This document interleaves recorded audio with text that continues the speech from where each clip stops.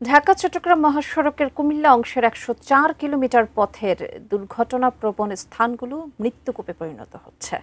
দুর্ঘটনাস্থল পরিদর্শন করেছেন আইনশৃঙ্খলা বাহিনীর কর্মকর্তারা। বিস্তারিত জানাতে কুমিল্লার পদুয়ার বাজার বিশ্বরোড ইউটার্ন মোড় থেকে যুক্ত হচ্ছেন প্রতিনিধি হুমায়ুন কবির জীবন। জীবন, এটি দুর্ঘটনাপ্রবণ এলাকা আমরা জানি এবং গতকাল মর্মান্তিক একটি দুর্ঘটনা ঘটে গেল। আইনশৃঙ্খলা বাহিনীর যে কর্মকর্তারা পরিদর্শন করেছে তারা কি বলছে, কার্যকরী কি পদক্ষেপ নেওয়া হবে?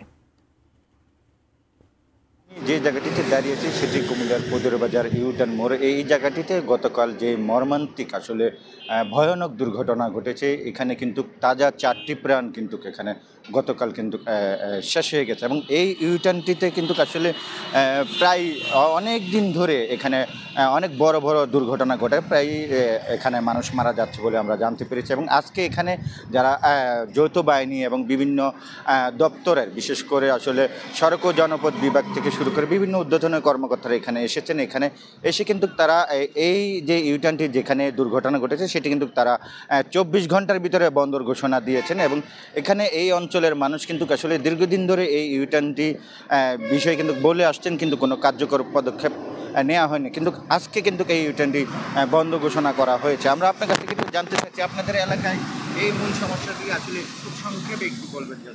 আসলে এই ইউটার্ন হওয়ার পরে আমাদের 2 গ্রামের মানুষ এটা নিয়ে আতঙ্ক। আমাদের এই 2 গ্রামের অনেক মানুষ মারা গেছে। প্রায় প্রত্যেক দিন 8-10টা অ্যাক্সিডেন্ট এখানে হয়। এই ইউটার্নটা অনেক ঝুঁকিপূর্ণ।